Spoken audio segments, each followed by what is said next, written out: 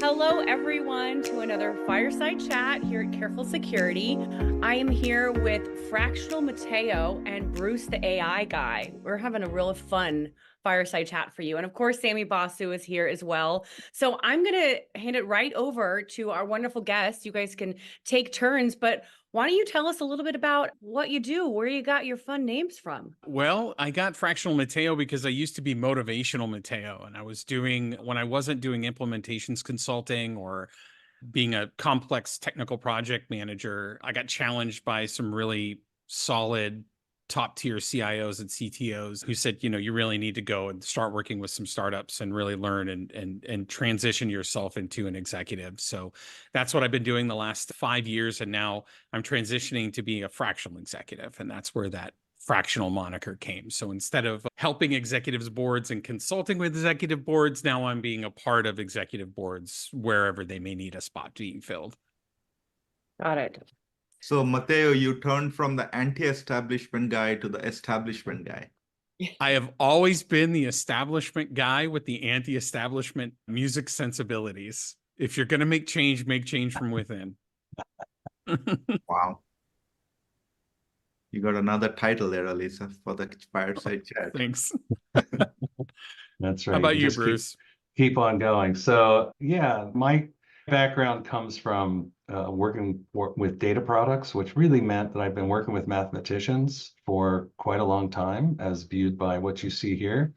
And the key element was mathematicians became data scientists who are now AI something, AI engineers. They were ML engineers for a little while. And generally the math people are the ones that are actually working on building the big models. And everybody's trying to suck up the good math people these days. But I'm really just focusing on, what are the solutions that we can use to help businesses? And I find a lot of it is there's an opportunity for generative AI tied together with automation. And so that's my current focus of the people that I'm talking to, the businesses that I'm working with, and how I'm thinking.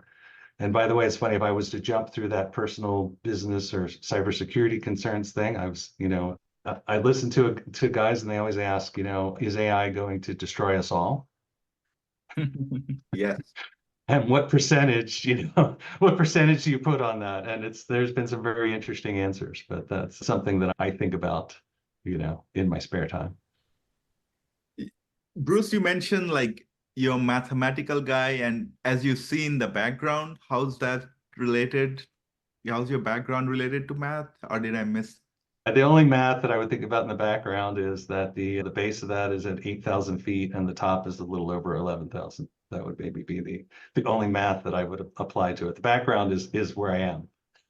Oh, I live here in the mountains, so 300 plus miles north of Los Angeles. Wow, what's the name of the place, Bruce? Mammoth Lakes. Oh, wow. I'm very jealous. It's 70 degrees here in LA, and so we're not really getting much winter, unfortunately. But well, 75 here in Austin. Winter is coming. Yeah. It started getting windy, and we've been told there's the next 5 or 6 days that we're going to get a number like 3 to 5 feet of snow, and you guys are going to get like 2 to 4 inches of rain. I'll take here in Texas, we have had 8 of our 12 days of winter already. So that's why you're wearing your sweater, because you're soaking up the winter while you can, right? Correct. If it gets below about 72 outside, the sweater comes out. You'll see Uggs here at around 68, degrees. The puffy coats come out at about 65 degrees. I completely understand that. I'm not going to lie. I want to wear my cute winter stuff, so I'm going to wear it whenever. Yeah. Yeah. What most people call fall, we call winter. Yeah. Exactly. There's another port. That's right. Yes. Balmy Southern summer California is the same. I lived in Southern California for quite a long time before moving here 3 years ago. And it was literally just exactly 3 years ago. I think you had the right idea with the mountains. Well, this is my perhaps favorite question that we ask here in our Fireside Chats. And it's, what did you do for your first job? So Bruce, let's start with you. So my first job was delivering newspapers. in, in a suburb of Philadelphia where I lived. And so it was always kind of fun when it got to be cold because you still had to deliver the papers. And I had a bicycle that I was riding around on. So, I was like, I started when I was like just under 14 doing it. And I only did it till I was 16, but that was the first job, and getting chased by dogs and angry people and that kind of stuff. Wow. An early What morning. time in the morning, Bruce, did you get up to deliver newspapers? I had to get up at like 4:30 to go pick them up. And then they were supposed to, I was supposed to be done by 6. That was the goal. But usually I was like late. And maybe I was done, but I was done in time to get to school. That's a lot of discipline. Like you can't miss it. You can't just say, I'm not going to do it today. That's awesome. Wow. All right. Yeah. All right. Mateo, what about you? Oh boy. So my first hustle as a kid, that's not like my first job, is I was a full head taller than the other kids my age. So I would go to all of the neighborhoods around me and offer to rake their leaves or shovel the snow, the 2 jobs that adults and kids did not want to do. So I kind of cornered the market on that as a preteen. But my first actual like paid job, I was an IT consultant at 14 for my mom's company. I would support their mainframe and their VAX and hack on things when things would get broke. Wow. I guess 14. Yeah. Yeah. That's impressive. Wow.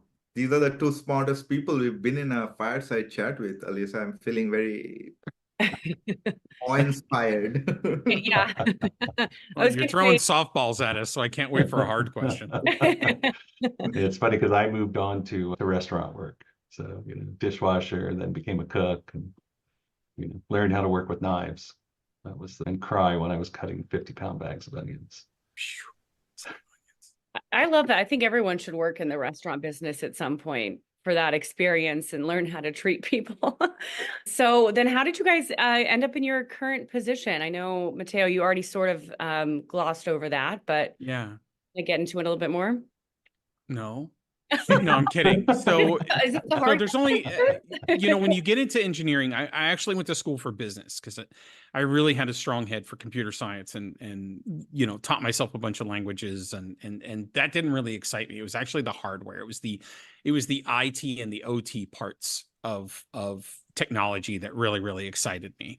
So there's only so far you can go as an engineer before they start going, hey, you're really good with people.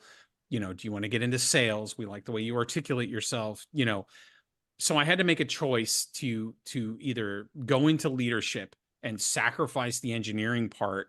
And it was a huge risk. And it took me about a year to decide. And I was really heavily supported. I was at Cisco Systems at the time. And I just had some fantastic mentors there. And I was really supported. So I chose to go into the business side, the management side of the house. And that's, you just keep going and looking for mentors is the number one way, is find someone that's been there before and then get their pointers and have them train you until you're ready for your next step. Mateo, what was the shift in mindset you had to do when you moved from technology to business? I kept finding myself being pulled into situations to support strategic decisions for leaders. So I'd be on a team, like we created the first business intelligence unit at Cisco Systems, a dedicated Intel unit. And I was the one that was doing the presentation layer of the data. So while I project managed the team, I wasn't the smartest people to solve that problem and do the like Bruce was saying, we were doing really early ML distillation of things and pulling out all these records, all these technical things, and then bubbling them up to these optics. It needed a person in both worlds. It needed someone who could be trusted to be technical and academic, but someone who could be literate and understand that language is different for the audience that you're presenting. And that just pushed me right out in front of the management bus. I'll be right back, guys. Oh, that is awesome. We may have jumped over skipped the first question. What are you working on today? Bruce and I are partnered up right now on a project. We don't have an official business name for it, but it's circling around fractional executive, basically consulting and helping fractional executives become frac execs, so that we see a real opportunity in the market where people need, like I was saying before, you hit this plateau, you get stuck. Maybe you're a line manager and you want to be a senior manager, but you don't know how to get there. Senior manager, director. But from director to C-suite, there's a real difficult set of challenges to overcome, because you need exposure to MBA level topics, but you still need to deliver on your 9 to 5, right? You still have your mortgage, you still have all of these other things. You're not going to quit like Mateo, who's never been married and doesn't have kids, and go off and run and join, 7 startups in 5 years. It's not sustainable. That's not something that everybody can do. So my half of this dyad that we have is really kind of encapsulating what are those lessons, what are those transformative things, what are those coaching mechanics, what are those checklists that you need so that you can start your evolution to go from a D or a V level and start to get to that EVP or that C-suite level somewhere else. And then I'll let Bruce answer the other half of his contribution to kind of that effort, in that Bruce is far more astute and collegiate at the seat. While I'm new to being an executive, he's been doing this for a minute, So do you want me to go back and talk about how I got here? Yeah, I'd love that. Okay. So, following the cookery that I was, doing, I slung pizza in college while I was getting a degree in operations management, which was basically statistics from the business school rather than from the engineering school. So it was a bit of an easier degree, and my favorite classes though were quantitative business analysis and business law. It was those were the combined, out of everything that I had done. So I was set to actually open a pizza restaurant right after I, in State College where I was at Penn State. And just, on a whim, I was like, it's like, IBM's coming to town. They're having this big, auditorium. You could submit resumes at 3 locations.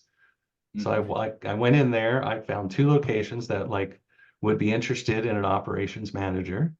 And one who wanted to, I just was wandering around. This guy's like, hey, we're looking for programmers. I'm like, programmer?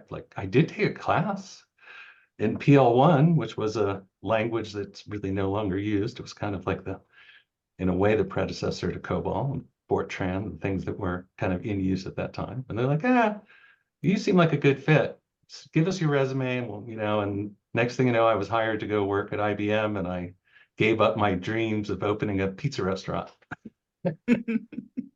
And no, it kind of had changed years ago to open a bed and breakfast, but now that's gone too. Now I just want to be a ski bum. That would be my, my remaining dream after, you were headed for it. Yeah. So I went on, I worked as a programmer. That's what we were called back then, on the low-level languages for quite a few years. And I got into consulting. I didn't feel like IBM was the right fit for me. And as I was consulting over the years, I kept being the person that could talk to the engineers and could talk, or the developers, and talk to the business. And so I kind of moved into the business side of things. And most of my career, I just shifted back and forth between being a tech leader and being a business product leader. So I kind of today in my fractional work, I'll choose to either do fractional chief technology officer or fractional chief product officer. So in either case, I'll help you develop the products that you're working on, or I will bring you solutions that help your business operate better. It's interesting. We were just this morning, Sam and I were talking about the importance of communication in cybersecurity, and both of your backgrounds didn't necessarily, it seems like you're such smart men, but what ties you guys together is your communication and the way that you can just communicate with your teams and with people around you. I find that very interesting. And speaking of what ties you together, how did you guys meet? How did you get started on this project together? So, well, I'll take my side of the fractional business really quick, just so that, Yes, please. and then we can tie that together. And so I, through the years, I've made just a ton of connections with engineers, engineering managers, product managers, and many of them are either, and the number that I mentored are in either a director or, senior positions across. And so a lot of them are potentials that don't even really need a ton of training, but they need exposure to working the full business, because at a corporation, they tend to be siloed, right? You're going to work in this one function, and that's all you're really going to learn. But if you're going to work in a small business as a fractional, chief technology officer or product officer, you need to be able to understand the sales side, the business, across the entire product suite. And so part of the idea was for us to get that group, that are coming from my cohort and others that I meet, into this opportunity to now go work in this space and learn from those smaller companies, or learn, at the smaller companies. And that's how, and really, Mateo and I met, and I want to hear what you have to say. So you put that in there. I'm going to find the most positive way to say this. So for about 3.5 years, after a few product failures, products that we designed that we couldn't get to market because of COVID, lack of funding, things like that, I actually got hired to be a technical project and then eventually a program manager for a startup that was supposed to be the global supplier for a company called Accubits out of India. Very, at the time, top 3 AI blockchain company in the world. So Bruce and I met almost a year ago on a project that unfortunately went south, as most projects do. I have no problem saying that, where we had a founder that had a certain set of visions and expectations, but a lack of both the vocabulary of technology and then the experience and wisdom of having to put technology projects into the water. So there ended up being a bit of a mismatch on the resources and the time and things like that, which is a lot of downward pressure, which is not uncommon. But yeah, that's how Bruce and I met, was on that project. And then I got pulled into being the technical program manager for a smart cities project in Belize. So for the feasibility study I conducted with them, what would be the feasibility of this group to support Belize? And then there were future opportunities where Bruce and I would have been a dyad relationship, had that project move forward with that previous company, where Bruce would be managing, again, I was going to be more OT, more operational technology, more infrastructure. Bruce would be handling more the software side of things, because a smart city, every single smart city project I've been involved in, which is now up to 4 that I've been a part of scoping or helping lead or helping just do some solutioning for, they all have some level of management for blockchain and then AI, which is, people are just now figuring out to that. But, Bruce and I have been in AI for multi-decades now. We've been doing AI or AI-like things for a long time. Wow. What's a smart city for the people who are not so smart? Well, I wouldn't say that. I would say a smart city is basically a connected or an interconnected city. Instead of having your fire department only, and then your fire, police, water treatment, power generation, power distribution, they're all of these islands that aren't necessarily connected together, and how they connect together are one person hands off a report or a damn Excel spreadsheet to somebody else in a budget office, versus a smart city is hyper connected. So you as a citizen in a smart city, you would be using applications on one of these little guys to pay for things, to transact with things, to, having quick access to your medical records, all of that stuff, but also mainly having a very well organized government. So if you're a homeowner and you've ever tried to get a permit for anything, digitizing that process. If you've ever sold a home, if you've ever bought a car and you just see the mountains of paperwork, a smart city digitizes a lot of that work for you. Got it. That's the simplest explanation. No, that's a great explanation. That was good. That was good. Yeah. At an organization level, I'm working with a client who's trying to, put together all the separate apps and services and the locations to centralization and cloud first approach. It seems like smart city is that at a city level. It is. It's the complex systems of complex systems. It's a system of systems approach. Yeah. When do you see that happening? All over the place right now in real time. There are about 11 major smart cities projects that are happening throughout the world right now. Yeah, every city will eventually be a smart city. America will be last, but you know. Oh, don't say that. I was Well, I so mean, excited. part of it ties into the blockchain adoption, though, right? And in terms of like 100%. exposing, the transactional nature of the city on the blockchain, while at the same time, recording things permanently so that, when needed, they can actually be looked up rather than destroyed.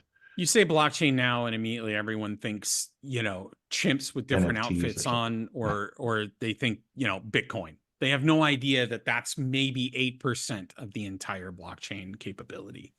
So, yeah, we were at Bruce and I are capable of atomic level transaction building and architectures, on blockchains. And, you really need AI, machine learning. And if you want to talk about security, there's a ridiculous amount of robust security involved when you're locking things down on a blockchain, even though some things can be public or private. Right, yeah. What's the world's most advanced smart city at this point? Dubai. Oh, Dubai. Yeah, I was gonna say that. Yeah, and they're the oldest. They were probably they were certainly not the first, but they are the most dedicated to it. The UAE in general is the most dedicated to it. Yeah. Abu Dhabi, a UAE province, just put $2.5 billion last year into, I don't know, a mutual fund or whatever you would call it, but a fund to help startups or companies do blockchain adoptions in the UAE. wow.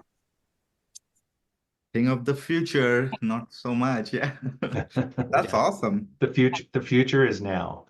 Yes. Yeah. It's already happening. Yeah, we certainly live in an age where anything and everything can be done. So really the questions now should we do it, and is there a market for it? Mm. It's no longer can it be done? It's should we exactly. and what? And when it happens, will we be part of it, or will we be eliminated as part of that? Right, I think by the AI that's robots that are coming for your job. Yeah, or even not the AI software that's going to do Yeah. your job, especially if you're in the tech world. I talked to so many people recently who weren't really ever developers, but they were really smart, and now they're like, oh, okay, ChatGPT is writing all my code for me, and I just plug it in. I just had to learn how to use the environments, and I could actually go build things. So that's an odd shift, but it's happening. So, do you support that or you don't support that? That's an interesting question. I support it in the fact that I don't see a way around it. Mm. And so that I think people just have to accept and not move on, accept and adopt, Mm. But like I said, that other question of will AI destroy us? I think it's less likely that the AI itself will destroy us, but more likely that the people that use AI will create the issues. So it will be the humans, not the machines. Yeah. In your invite, you asked for a nugget of wisdom. Here's a Mateoism for you. The robots are not coming for their jobs. Let me say it right. It's my own saying, and I just screwed it up. Robots are not coming for your job. They're coming for theirs. We need to stop doing the job of the robots. Right. So if there's something that they can do better than you, or no human could ever possibly do, calm down. No human was ever going to be able to do that. Okay. We have a border crisis in our country because it's a political issue. Mm-hmm. Everyone with a border has a dang border crisis, right? But the problem really is, how are you going to educate your populace to take advantage of these tools, okay, and be a better version of themselves, or scale their awesomeness tenfold, Mm-hmm. so that you're a greater value to your community or to the brand that you're choosing to support? I would say that in many cases, especially the last 2 years until very recently, the code that was being written by GPT was somewhere between and are you kidding me right now.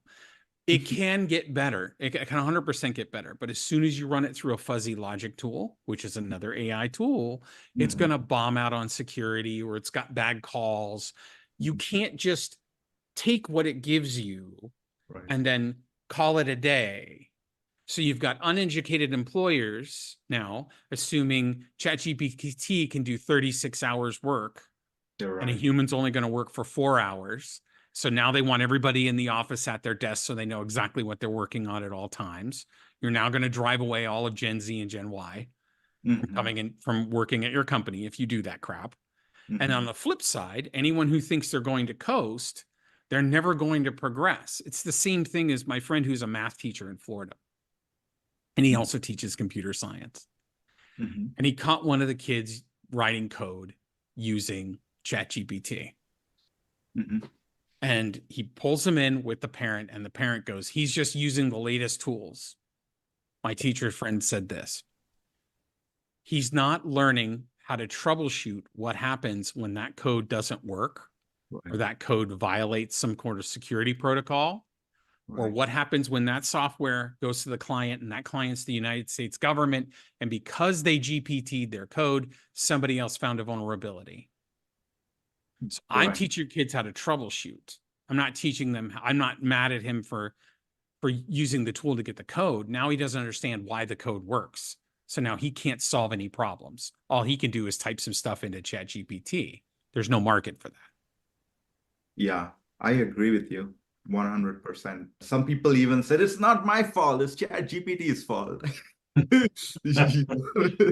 Yeah, as someone who hires and fires dozens of people a year in IT, right? Like, my response would be, then why am I paying you? Right. Yeah.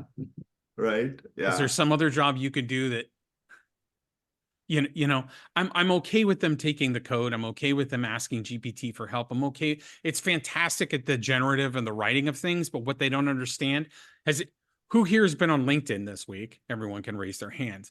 How many tens of thousands of messages in the last 2 years have you gotten that all start the same way? But since ChatGPT went public last year, you don't understand. I'm seeing 100 versions of the same script that GPT is generating coming into my inbox. Now I'm an IT leader. I am immediately, brands, I'm immediately downgrading you. If you are allowing your marketing teams and your sales out teams to do that, I'm a senior executive. You are now going on the back burner automatically because you didn't care enough to read my name correctly. Right. That's a great point. You know, like, it's the human brain is really, really good at understanding the difference in things and seeing things that are the same and things that are different. Right. Yeah, it's interesting seeing the different messaging that I'm receiving from, you know, a barrage of new contacts every day with some other, you know, IT sourcing company from somewhere, you know, in the world, and it's constant and it's interesting. Yeah, they're like, oh, and the latest thing is like, you know, how can we collaborate, you know, or you know, I love what I see on your LinkedIn, you know, can we talk, you know, but it's just kind of funny because it's all the same thing. It's all just an entry point for the tech companies because my title says Fractional Chief Technology Officer. They're like, oh, okay, he can use our services. So we're gonna barrage him with multiple emails or messages or you know, put in a message along the time when I'm trying to make a connection with them. So my favorite's the phone company. The phone company's like, who are you using for your phones? We don't use phones anymore, man. We've been doing this for 20 years now. We're VoIP friends. We're WebEx, we're Zoom, but what's a phone? You know, like. So I want to ask another question. You know, like, cybersecurity works on the principle of least privilege. Yeah. From time immemorial to time in the future. What are some of the principles that you apply in your job as a CTO? Like, what do you think companies, as a transformational leader, what's the philosophy and what's the transformational outlook? It's interesting because at least when I think about security, a lot of it now, the conversations tie into what kind of information is being used and collected, and how can I keep that information out of my system? So a lot of people, when we talk about PII, right, and trying to secure it, a lot of the groups are saying, well, let's find a way to not accept it. If they're using my chatbot, they can't, if they put in a social security number or even an address, I'm going to reject it unless I actually had designed the chatbot to collect those things. So a lot of it is more around the security design in the actual applications and thinking about, and so if I do need to collect data, then making sure that I'm doing it in a way that is got the highest levels of security, encryption, and at all times, rotating passwords, all the things that, you would expect, and I know some of, in your business that you would expect people to do, having, using authenticators for, getting into the systems. So I haven't spent as much time on the back end security design, but focused more on the application security from the lens that I've been putting on, and the physical security, like not sharing your passwords and not sharing, all of that kind of stuff that's just, you think is just basic intelligence, but requires lots of training. I come from a different perspective in that because I do more infrastructure, I'm more of a solutions or a systems architect than I am a software architecture. I had to learn. I'm more of a fundamental traditionalist guy, and I used to be a very non-ethical hacker when I was a teenager, and I got my life righted by the right personality, so I didn't get in really big trouble. I only got in a little bit of trouble.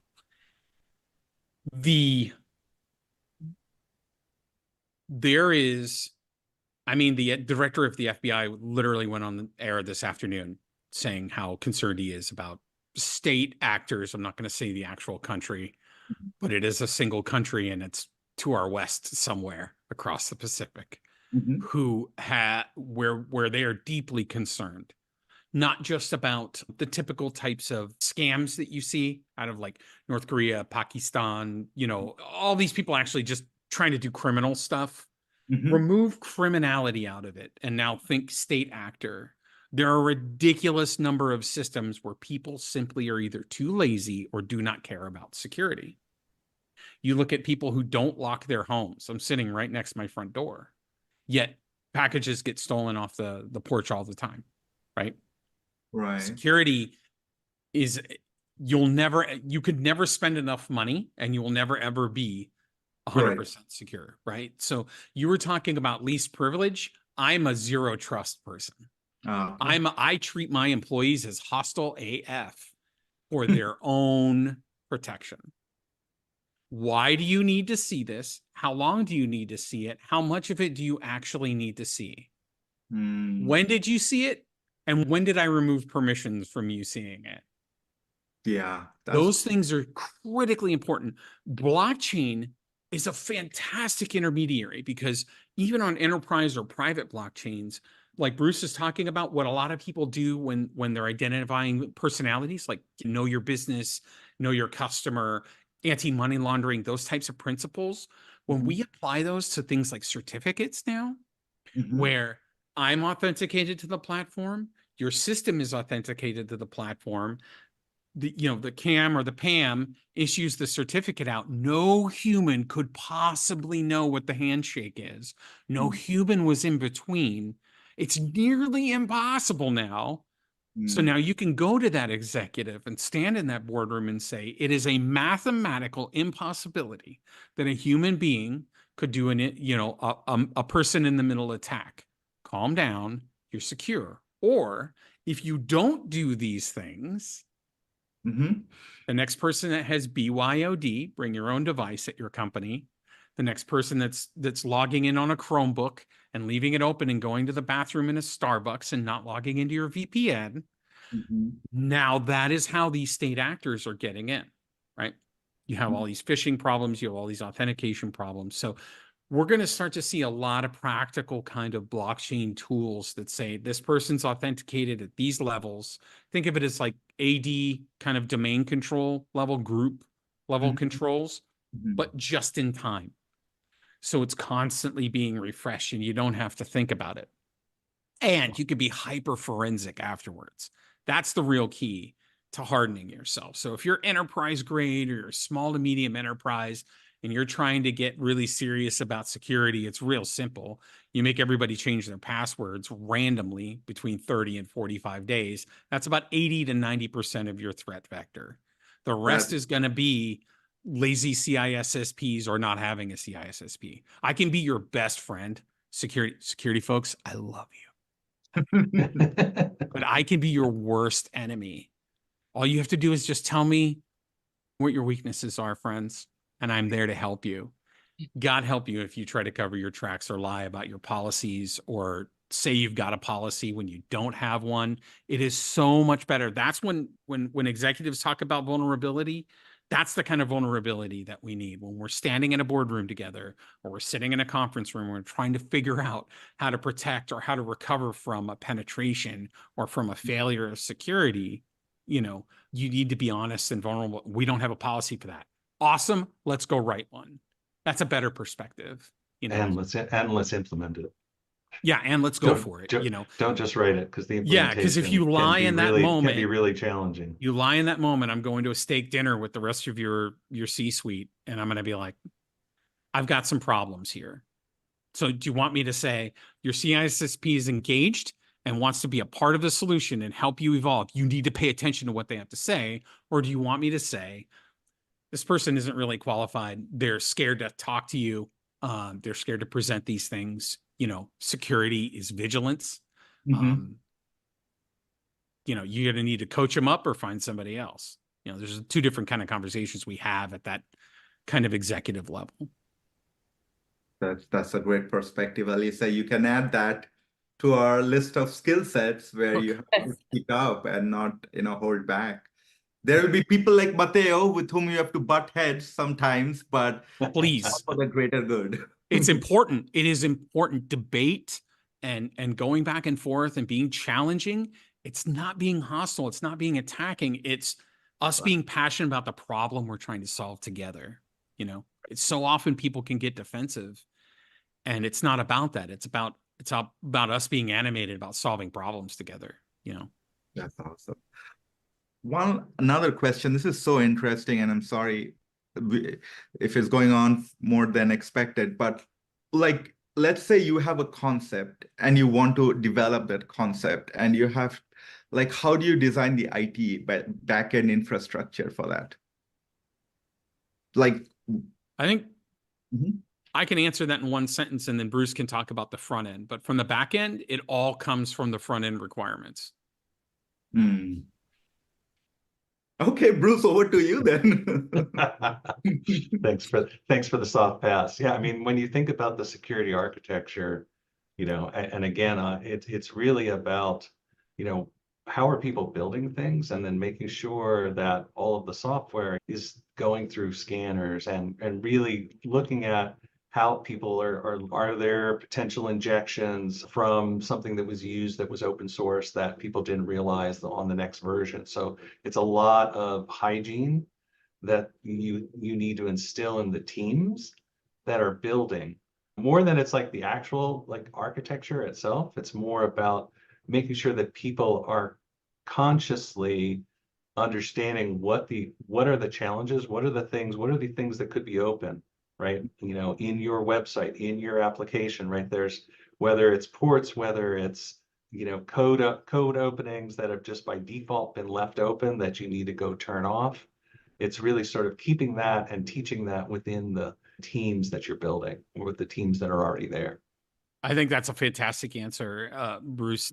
There was a time where we transitioned to visual editing tools. So 98 to 2002 is when we saw, C#, .NET, that kind of framework come forward, and it forced everybody to up their level of IDE game. So their their development interfaces and environments needed to come of age, because we saw cloud happening back then.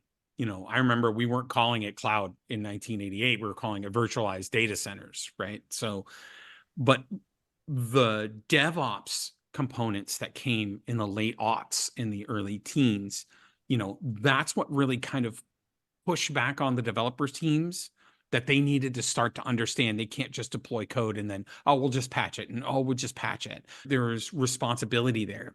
The fantastic thing from a leadership perspective is higher power, right? It's the ultimate thing. But when you're a C or a V or a D level, you are their higher power. So how do you push back and say, not that your code is crap, but that there are opportunities or there are loops or there are holes that we need to fix? That's where a lot of these fudgy logic and scanning tools and vulnerability scanning, you may not necessarily need a blue team, but you definitely need a red team. You need an external team that's just going to hammer it. And your QA folks are just trying to tick boxes. They're not thinking about make sure that it works. They're just trying to make sure that it works and the use cases are signed off and they can go get on another project. And right.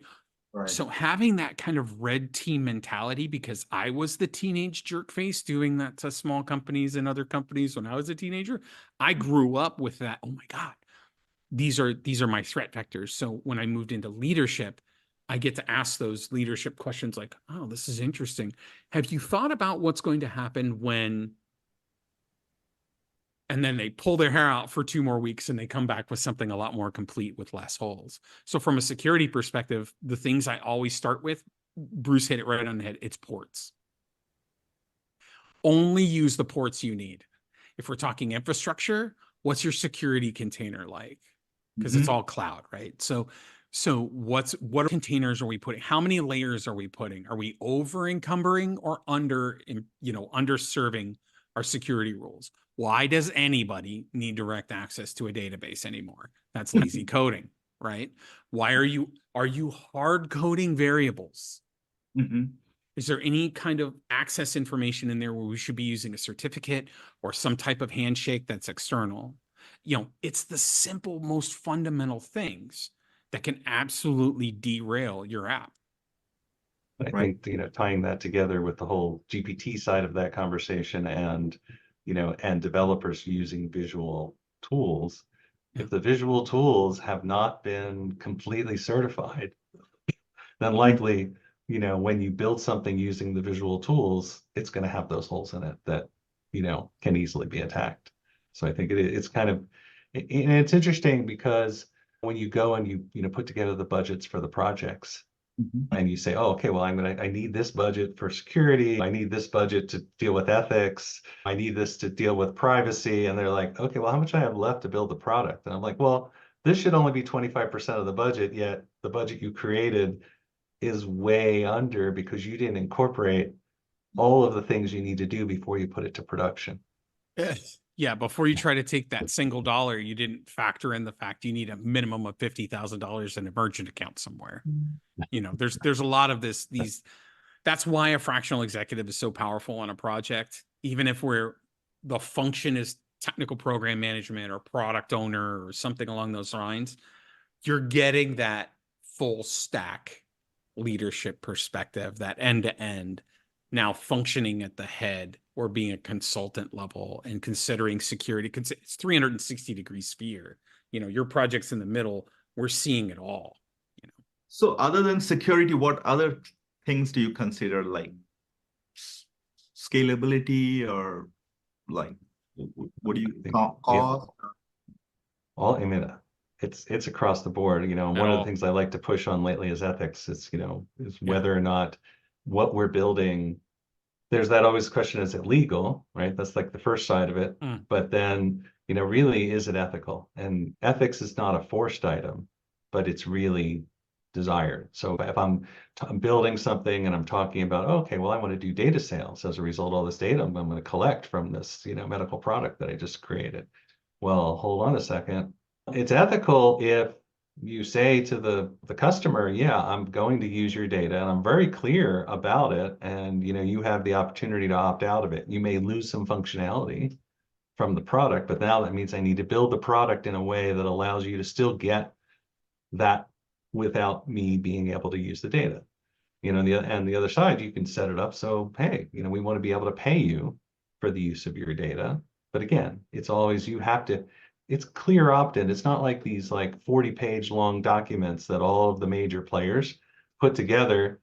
You need the short summary that says this, this, and this so that anybody can understand it. So, It's like every site you go to that you haven't been to lately has a cookie policy, right? And it's like manage cookies, accept all, reject all, right? You don't know what happens if you do reject all, right? You'd have to go in and read on every single one what you're going to actually lose if you go down that path. So what do people do? They just press accept all. So it didn't really help. It didn't help at all Yeah, that this, that CCPA stuff got implemented or GDPR, because people are not recognizing it. And I don't know how much people care, really. I think that might be part of the issue, but it's still not ethical to just go take the data and use it without really making sure that people understand what it is that you are putting together. I do actually have a stop. So is Elisa, there anything closing? Yeah, no, thank you guys so much. You've given us so much information, so much to think about and talk about. Where can people find you? They want more information on becoming a Frac exec. How can they find you? All of that. Well, Bruce So, runs a group. Yeah. Well, I was going to say, right now, I would just use my LinkedIn as probably the easiest way to find me, and it's Bruce A. Hoffman. Great. Same. LinkedIn is Fractional Mateo. Great. And we'll also link that. But so thank you guys, both of you, so much for joining us and for all of your insights and smart thoughts. It was wonderful to talk with you. Thank you, Sammy. And we will talk to you guys later. Have a good day. Okay. Appreciate it. Thanks for the Thank you. opportunity.